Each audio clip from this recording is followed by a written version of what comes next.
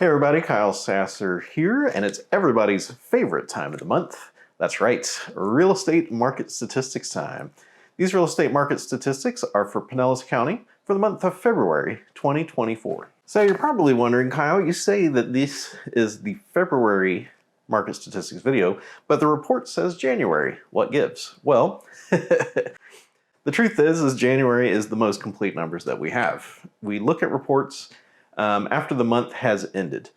And we do that versus week to week because week to week varies pretty wildly. And basically we combine all those weeks together into 1 month, and that really kind of evens things out and gives us a little more insight into what the market is doing. The other thing to know here is that we compare year to year, not necessarily month to month. So we are really comparing January 2024 to January 2023.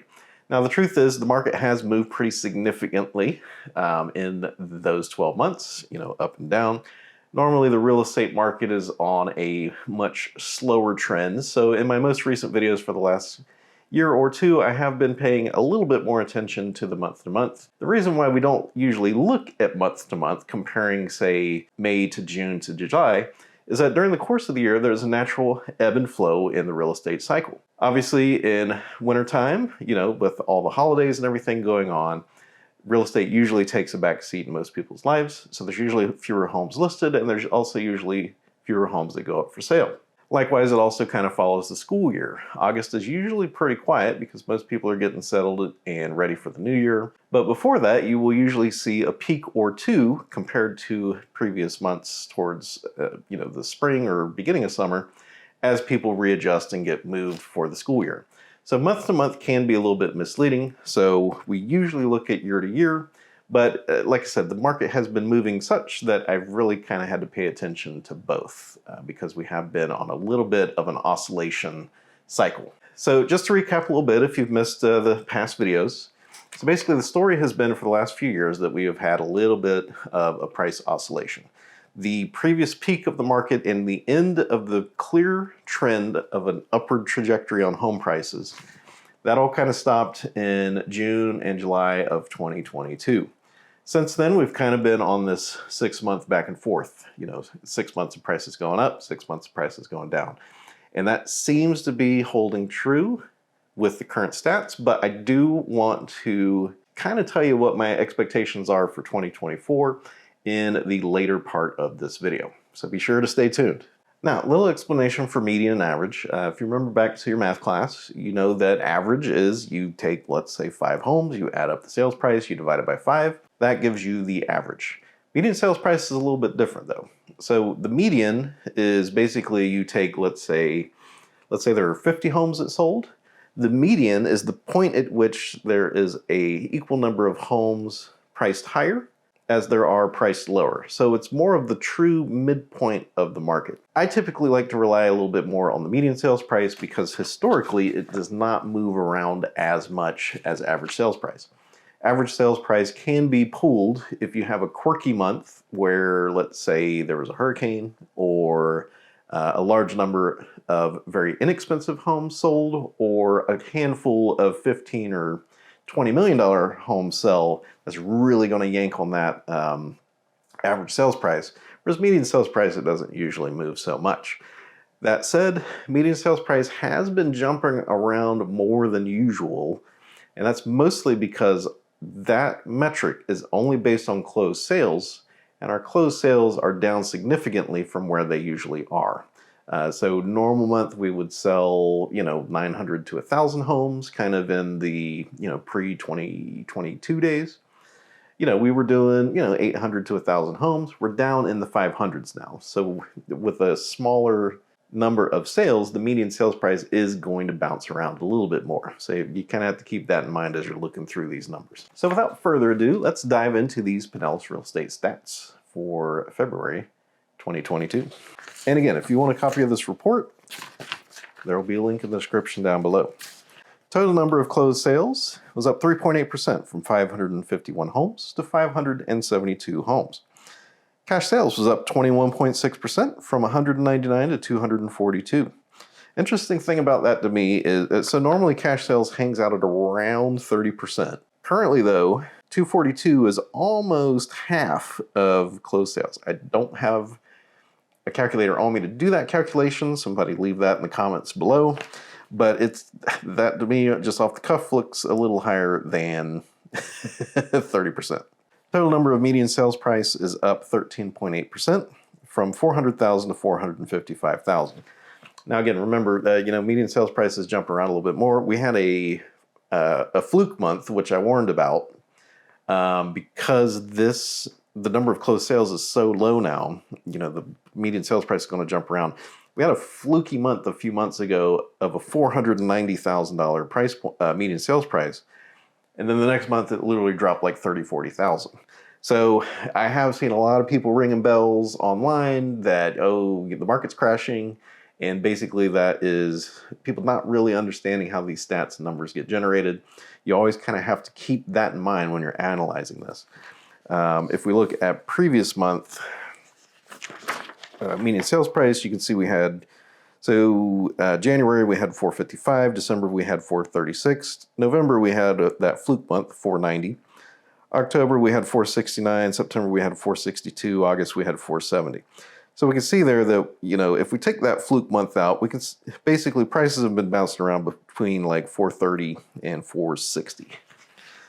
Which is definitely more than it has been, but it's not the catastrophic crash that 490 makes it out to be. Median percent of original list price held steady, 0% change, 94.4%.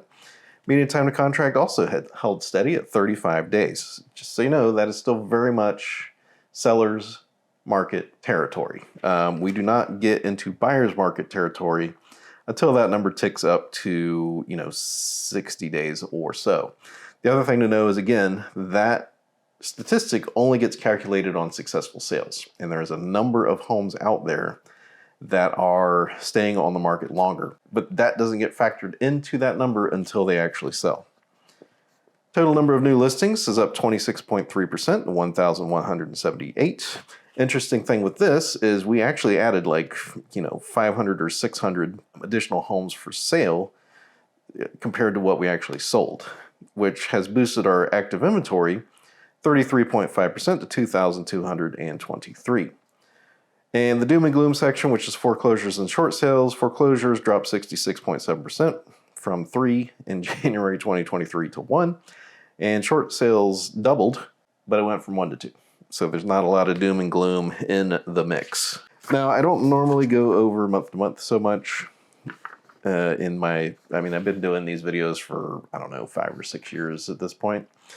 And historically, I've only really looked at month to month the last couple years just because the market's been swinging a little bit more than usual.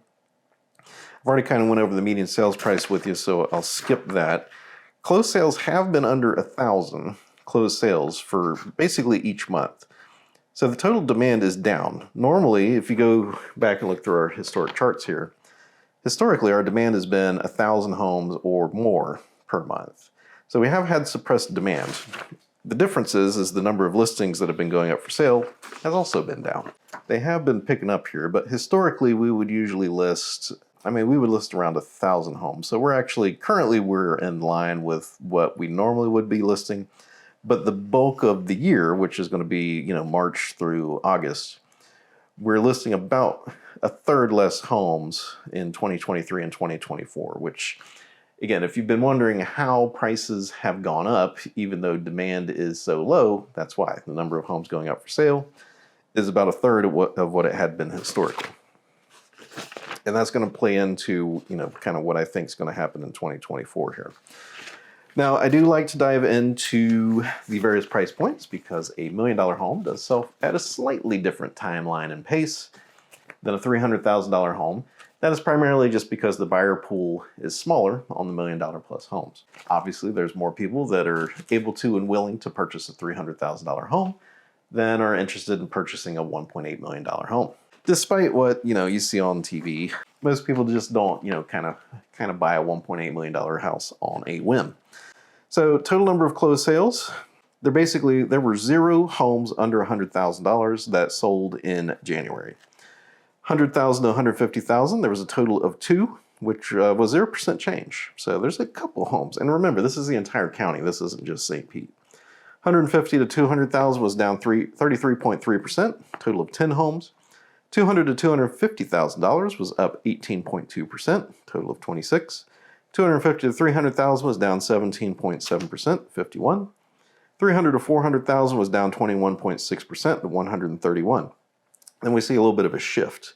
So I mean, we had the one blip of more homes sold in that 200 to 250 range, but by and large, there's been fewer homes in those lower price points. 400 to 600, we saw 13.9% more homes sold, total of 180. 600 to a million, there was 29.9% more homes sold, total of 100. And a million or more was up 56.5%, total of 72.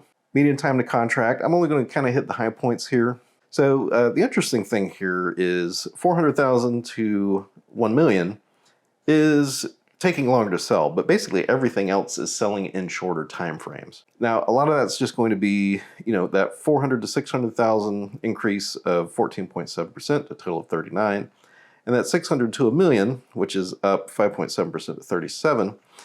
A lot of that is probably due to people's expectations, needing to get mortgages, looking at interest rates. Like when interest rates are high 7s and even touching 8, that kind of traditional home purchase setup, which you find a lot of in that 400 to 1 million in the area, that really kind of dampers that. So not surprising that time to contract increased on those. The interesting thing is most of this other stuff I take as, likely cash purchases. Because again, our cash purchases is a surprising percentage of total sales. I haven't seen any evidence that this is, large institutional buyers, which you've probably seen news stories about, because they generally tend to look in more like new areas like Riverview, Paula Beach, Wesley Chapel. They don't usually do a lot of buying in old homes because the maintenance is a lot less predictable. But again, this is a pretty interesting little setup here. But so 200 to 250,000. Time to contract was down 76.3% to 9. And million or more was down 23.5% to 39. Interesting sheet. Number of new listings. Again, we kind of have the split at 300,000. There's not much getting listed under 300,000 anymore. It's usually a very marginal kind of home, usually has, some structural problems or something like that. So 50 to 100,000, there was a total of 2 homes that were put up for sale. That's actually double what it was last year. 150 to 200,000, there was a total of 16, which was an 11% decrease. 200 to 250,000 was down 50%, total of 15. 300 to 400,000 though was up 5% to 229. 400 to 600,000 was out 29.4% to 374. 600 to a million was up 64.7% to 275, and a million's about the same, up 66.7% to 210. All of that is primarily just because home prices have been moving up. Houses have been moving up into the next highest tax bracket. Total number of inventory by current list price. There is a total of 5 homes for sale under 200,000 in the entire county. That's crazy. Man, I cannot believe how much that has moved. 200 to 250,000 dropped to 46.7%, total of 16 homes for sale. 250 to 300,000 dropped 17%, total of 78.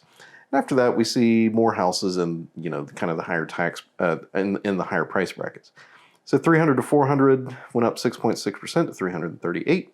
400 to 600,000 went up 39.5% to 682. 600 to 1 million went up 62.9% to 544. A million or more went up 41.9%, total of 555, which, my favorite phone number. So those are the stats for Pinellas County for February 2024. So we need to do some analysis and some interpretation on this because as it looks with these statistics, prices have been decreasing for the last 4, 5, 6 months. The thing that most of the online statistics article miss is the context. Sometimes when you're looking at statistics, you really have to back up and kind of look at the big picture here. If you look at just the numbers, you're like, oh, we're in a price slide, prices are dropping, the crash is here, basically. The problem is you got to pull back, you got to get the bird's eye view, and you have to take it all in and kind of see how each part's moving. Now, this was all very easy, relatively, before COVID, because the market was on a very steady march. You know, it was going up 5 to 15% per year, steady march. Inventory was declining slightly, but not overwhelmingly so.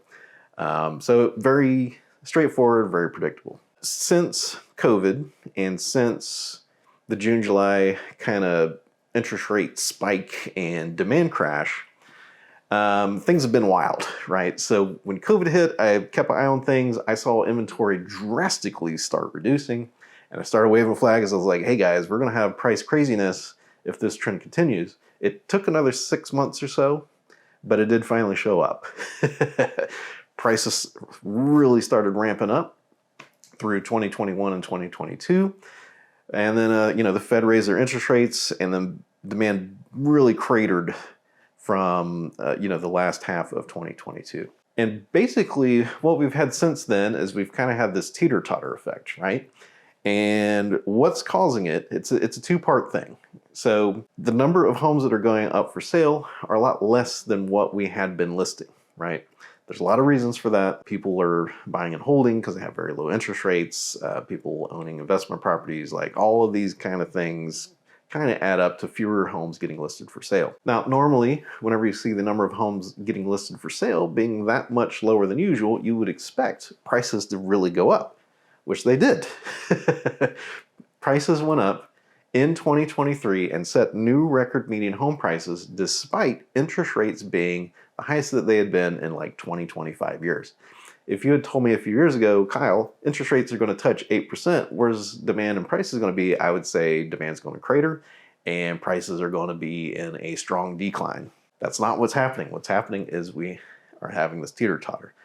So what it is remember, we have the natural ebb and flow of the real estate cycle, right? And it is affected by outside circumstances. So when interest rates go up, it does impact the number of buyers. The number of buyers go down.